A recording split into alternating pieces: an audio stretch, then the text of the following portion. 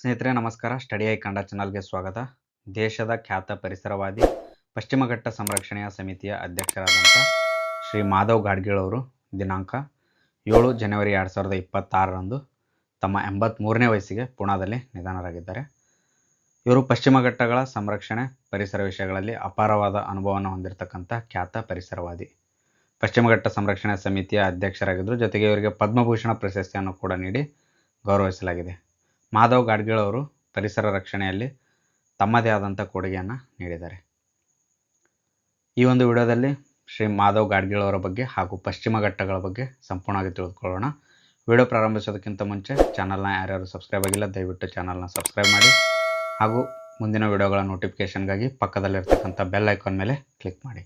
ಜೊತೆಗೆ ನಮ್ಮ ಚಾನಲನ್ನು ಫೇಸ್ಬುಕ್ ಮತ್ತು ಇನ್ಸ್ಟಾಗ್ರಾಮಲ್ಲಿ ಕೂಡ ಫಾಲೋ ಮಾಡಿ. ಈ ಒಂದು ವಿಷಯಗಳ PDF ನೋಟ್ಸ್ಗಾಗಿ ಸ್ಟಡಿ ಐ ಕನ್ನಡ ಚಾನಲನ್ನು ವಾಟ್ಸಪ್ ಮತ್ತು ಟೆಲಿಗ್ರಾಮಲ್ಲಿ ಜಾಯ್ನ್ ಆಗಿ. ಸ್ನೇಹಿತರೆ, ಮಾಧವ್ ಗಾಡ್ಗೀಳ್ ಅವರು 1942 ಮೇ 24ರಂದು ಪುಣೆಯಲ್ಲಿ ಜನಿಸಿದರು. ಇವರ ತಂದೆ ಹೆಸರು ಧನಂಜಯ್ ರಾಮಚಂದ್ರ ಗಾಡ್ಗೀಳ್. ಇವರು ಖ್ಯಾತ ಅರ್ಥಶಾಸ್ತ್ರಜ್ಞರಾಗಿದ್ದರು.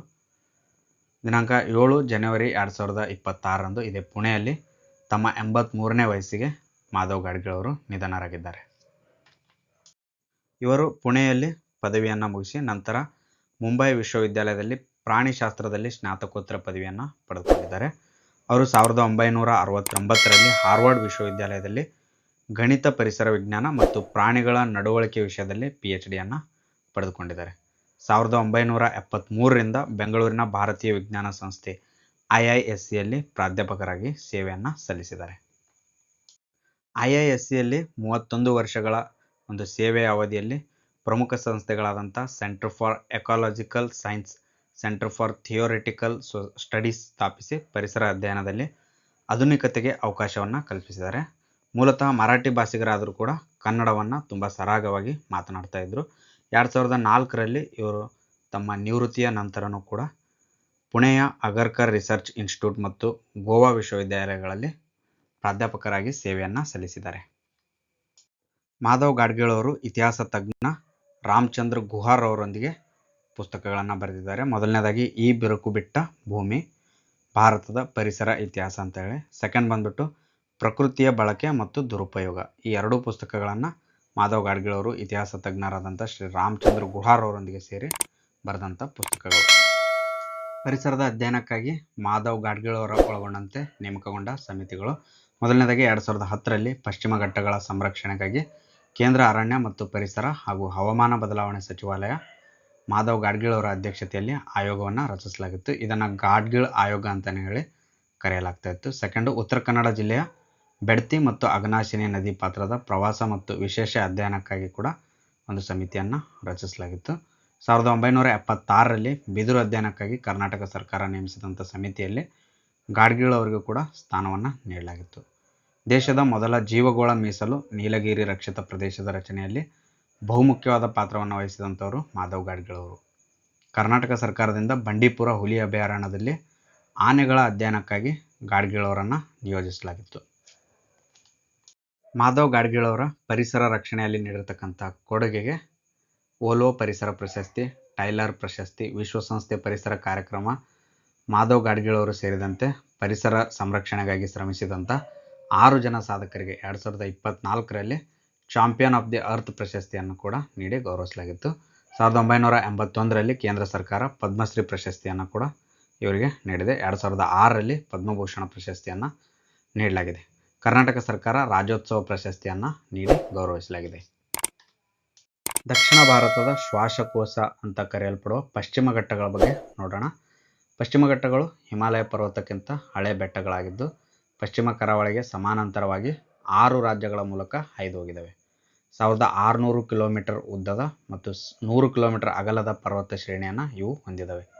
ಪಶ್ಚಿಮ ಘಟ್ಟಗಳು ಒಟ್ಟು 1,60,000 ಚದರ ಕಿಲೋಮೀಟರ್ ವಿಸ್ತೀರ್ಣವನ್ನು ಹೊಂದಿರತಕ್ಕಂಥ ಪರ್ವತ ಶ್ರೇಣಿಗಳಾಗಿದ್ದು ಪಶ್ಚಿಮ ಘಟ್ಟಗಳನ್ನು ಸಹ್ಯಾದ್ರಿ ಬೆಟ್ಟಗಳ ಶ್ರೇಣಿ ಅಂತ ಕೂಡ ಕರೆಯಲಾಗುತ್ತೆ. ಪಶ್ಚಿಮ ಘಟ್ಟಗಳು ತುಂಬ ಅಪರೂಪದ ಸಸ್ಯ ಸಂಪತ್ತನ್ನು ಹೊಂದಿದ್ದು ಇಲ್ಲಿರ್ತಕ್ಕಂಥ ನಿತ್ಯ ಹರಿದ್ವರ್ಣದ ಅರಣ್ಯ ತುಂಬ ಹೇರಳವಾಗಿ ಆಮ್ಲಜನಕವನ್ನು ಬಿಡುಗಡೆ ಮಾಡ್ತದೆ ಮತ್ತು ಇಂಗಾಲದ ಡೈಆಕ್ಸೈಡನ್ನು ಹೀರಿಕೊಳ್ಳೋದ್ರಿಂದ ಪಶ್ಚಿಮ ಘಟ್ಟಗಳನ್ನು ದಕ್ಷಿಣ ಭಾರತದ ಶ್ವಾಸಕೋಶ ಅಂತ ಹೇಳಿ ಕರೆಯಲಾಗುತ್ತೆ. Lungs of south India. ಪಶ್ಚಿಮ ಘಟ್ಟಗಳನ್ನು ದಕ್ಷಿಣ ಭಾರತದ ಶ್ವಾಸಕೋಶ ಅಂತ ಕರೆದ್ರೆ ಅಮೆಜಾನ್ ಕಾಡನ್ನು ಜಗತ್ತಿನ ಶ್ವಾಸಕೋಶ lungs of the planet earth ಅಂತ ಕರೆಯಲಾಗುತ್ತೆ. ಪಶ್ಚಿಮ ಘಟ್ಟಗಳು ದೇಶದ 6 ರಾಜ್ಯಗಳಲ್ಲಿ ವ್ಯಾಪಿಸಲಾಗಿದ್ದು, ಮೊದಲನೇದಾಗಿ Gujarat, second Maharashtra, third Goa, fourth Karnataka, fifth Kerala, sixth ಬಂದ್ಬಿಟ್ಟು ತಮಿಳುನಾಡು. ಈ ಒಟ್ಟು 6 ರಾಜ್ಯಗಳಲ್ಲಿ ಈ ಪಶ್ಚಿಮ ಘಟ್ಟಗಳು ವ್ಯಾಪಿಸಿದ್ದಾವೆ. 2012ರಲ್ಲಿ ಈ ಪಶ್ಚಿಮ ಘಟ್ಟಗಳನ್ನು ಯುನೆಸ್ಕೋ ವಿಶ್ವ ಪಾರಂಪರಿಕ ಪಟ್ಟಿಗೆ ಸೇರ್ಪಡೆಗೊಳಿಸಲಾಗಿದೆ. ಈ ಪಶ್ಚಿಮ ಘಟ್ಟಗಳು ಭಾರತದ 4 ಹಾಟ್ಸ್ಪಾಟ್ಗಳಲ್ಲಿ ಒಂದಾಗಿರ್ತಕ್ಕಂಥ ಪ್ರದೇಶ. ಮೊದಲನೇದಾಗಿ ಸೂಂಡಾ ಲ್ಯಾಂಡ್, ಇದು ನಿಕೋಬಾರ್ ದ್ವೀಪದಲ್ಲಿ ಕಂಡುಬರುತ್ತೆ. Second Indo Burma, third Himalaya, fourth ಬಂದ್ಬಿಟ್ಟು ಪಶ್ಚಿಮ ಘಟ್ಟಗಳು. 6 ರಾಜ್ಯಗಳಲ್ಲಿ ವ್ಯಾಪಿಸಿರತಕ್ಕಂಥ ಈ ಪಶ್ಚಿಮ ಘಟ್ಟ ಕರ್ನಾಟಕ ರಾಜ್ಯದಲ್ಲೇ 60% ಕಂಡುಬರುತ್ತೆ ಮತ್ತು ಕರ್ನಾಟಕದಲ್ಲೇ ಅತಿ ಹೆಚ್ಚು ದಟ್ಟವಾದಂಥ ಅರಣ್ಯ ಪ್ರದೇಶವನ್ನು ಈ ಪಶ್ಚಿಮ ಘಟ್ಟಗಳು ಹೊಂದಿದ್ದಾವೆ. ಉಳಿದ 5 ಜಿಲ್ಲೆಗಳಲ್ಲಿ ಕೇವಲ 40%ರಷ್ಟು ಕಂಡುಬಂದರೆ ನಮ್ಮ ರಾಜ್ಯದಲ್ಲೇ 60% ಈ ಪಶ್ಚಿಮ ಘಟ್ಟಗಳು ಕಂಡುಬರ್ತವೆ. ಪಶ್ಚಿಮ ಘಟ್ಟಗಳ ಒಂದು ಸಂರಕ್ಷಣೆಗಾಗಿ ಕೇಂದ್ರ ಸರ್ಕಾರ ಹಲವಾರು ಕ್ರಮಗಳನ್ನು ಕೈಗೊಂಡಿದ್ದು, ಅಲ್ಲಿರ್ತಕ್ಕಂಥ ಅಮೂಲ್ಯವಾದ ಪ್ರಾಣಿ ಮತ್ತು ಸಸ್ಯ ಸಂಪತ್ತನ್ನು ಹೊಂದಿರತಕ್ಕಂಥ ಪಶ್ಚಿಮ ಘಟ್ಟದಲ್ಲಿ ಉಂಟಾಗ್ತಿರ್ತಕ್ಕಂಥ ಅರಣ್ಯ ನಾಶ, ಗಣಿಗಾರಿಕೆ, ವಾಣಿಜ್ಯ ಚಟುವಟಿಕೆಗಳನ್ನು ತಡೆಯೋದಕ್ಕೋಸ್ಕರ ಹಲವಾರು ಕ್ರಮಗಳನ್ನು ಕೈಗೊಳ್ಳಲಾಗಿದೆ. 1986ರಲ್ಲಿ ಶಾಂತಿಯುತ ಸೊಸೈಟಿ ನೇತೃತ್ವದಲ್ಲಿ ಜಾಥಾವನ್ನು ಯಶಸ್ವಿಗೊಳಿಸೋದಕ್ಕೆ ಖ್ಯಾತ ಮಾನವಶಾಸ್ತ್ರಜ್ಞರಾದಂಥ ಕೆ.ಸಿ. ಮಲ್ಹೋತ್ರಾರವರ ಅಧ್ಯಕ್ಷತೆಯಲ್ಲಿ ರಾಷ್ಟ್ರೀಯ ಸಲಹಾ ಸಮಿತಿಯನ್ನು ನೇಮಿಸಲಾಗಿತ್ತು. ಆ ಒಂದು ಜಾಥಾ ಬಂದ್ಬಿಟ್ಟು 100 ದಿನಗಳ ಜಾಥಾ ಆಗಿತ್ತು. 2010ರಲ್ಲಿ ಕೇಂದ್ರ ಅರಣ್ಯ ಮತ್ತು ಪರಿಸರ ಹಾಗೂ ಹವಾಮಾನ ಬದಲಾವಣೆ ಸಚಿವಾಲಯ ಮಾಧವ್ ಗಾಡ್ಗೀಳ್ ಅವರ ನೇತೃತ್ವದಲ್ಲಿ ಪಶ್ಚಿಮ ಘಟ್ಟ ಪರಿಸರ ತಜ್ಞರ ಸಮಿತಿಯನ್ನು ನೇಮಿಸಿತ್ತು. ಇದನ್ನು ಆಗ ಗಾಡ್ಗೀಳ್ ಆಯೋಗ ಅಂತಲೇ ಹೇಳಿ ಕರೆಯಲಾಗ್ತಾ ಇತ್ತು. ಮಾಧವ್ ಗಾಡ್ಗೀಳ್ ಅವರು ಜನಸಂಖ್ಯೆ ಮತ್ತು ಹವಾಮಾನ ಬದಲಾವಣೆ ಪಶ್ಚಿಮ ಘಟ್ಟಗಳ ಮೇಲೆ ಉಂಟು ಮಾಡುವ ಪರಿಣಾಮಗಳನ್ನು ಅಧ್ಯಯನ ಮಾಡಿ 2011 ಆಗಸ್ಟ್ 31ರಂದು ತಮ್ಮ ವರದಿಯನ್ನು ಸಲ್ಲಿಸಿದರು. ಗಾಡ್ಗೀಳ್ ಅವರ ವರದಿಯಲ್ಲಿರ್ತಕ್ಕಂಥ ಪ್ರಮುಖ ಅಂಶಗಳ ಬಗ್ಗೆ ನೋಡೋಣ.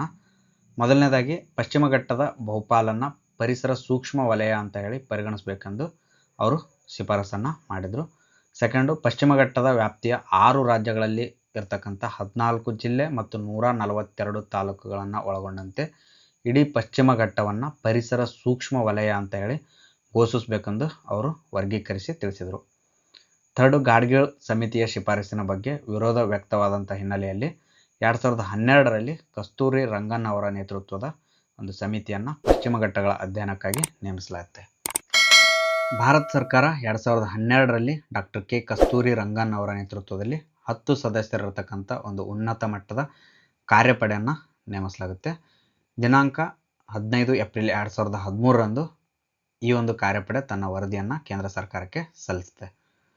ಈ ವರದಿಯಲ್ಲಿರ್ತಕ್ಕಂಥ ಪ್ರಮುಖ ಅಂಶ ಅಂದರೆ ಪಶ್ಚಿಮ ಘಟ್ಟದ ಒಟ್ಟು ಪ್ರದೇಶದ 37%, ಅಂದರೆ 60,000 ಚದರ ಕಿಲೋಮೀಟರ್ ಪ್ರದೇಶವನ್ನು ಪರಿಸರ ಸೂಕ್ಷ್ಮ ಪ್ರದೇಶ ESZ ಅಂತ ಹೇಳಿ ಘೋಷಿಸೋದಕ್ಕೆ ಈ ಒಂದು ವರದಿಯಲ್ಲಿ ಪ್ರಸ್ತಾಪಿಸಲಾಗುತ್ತೆ. ಮತ್ತು ಪಶ್ಚಿಮ ಘಟ್ಟವನ್ನು ಸಂಪೂರ್ಣವಾಗಿ ESZ ಎಂದು ಘೋಷಿಸಿದರೆ ಜನರ ಜೀವನೋಪಾಯದ ಮೇಲೆ ಪರಿಣಾಮ ಬೀರುತ್ತೆ ಅಂತ ಹೇಳಿ ಅವರು ಒಂದು ಅಭಿಪ್ರಾಯವನ್ನು ತಿಳಿಸ್ತಾರೆ. ಮತ್ತು ವರದಿಯಲ್ಲಿ ಗಣಿಗಾರಿಕೆ, ಕಲ್ಲು ಗಣಿಗಾರಿಕೆ, ಕೆಂಪು ವರ್ಗದ ಕೈಗಾರಿಕೆಗಳ ಸ್ಥಾಪನೆ ಮತ್ತು ಉಷ್ಣ ವಿದ್ಯುತ್ ಯೋಜನೆಗಳ ಮೇಲೆ ಸಂಪೂರ್ಣ ನಿಷೇಧವನ್ನು ಹೇರುವಂತೆ ಈ ಒಂದು ವರದಿಯಲ್ಲಿ ಶಿಫಾರಸನ್ನು ಮಾಡಲಾಗುತ್ತೆ. ಈ ವರದಿಯ 10 ವರ್ಷಗಳ ನಂತರ ಅದನ್ನು ಅನುಷ್ಠಾನಗೊಳಿಸೋದಕ್ಕೆ ಕ್ರಮದ ಬಗ್ಗೆ ಅಧ್ಯಯನಕ್ಕಾಗಿ ಮತ್ತು ಶ್ರೀ ಸಂಜಯ್ ಕುಮಾರ್ ಸಮಿತಿಯನ್ನು ನೇಮಕ ಮಾಡಲಾಗುತ್ತೆ.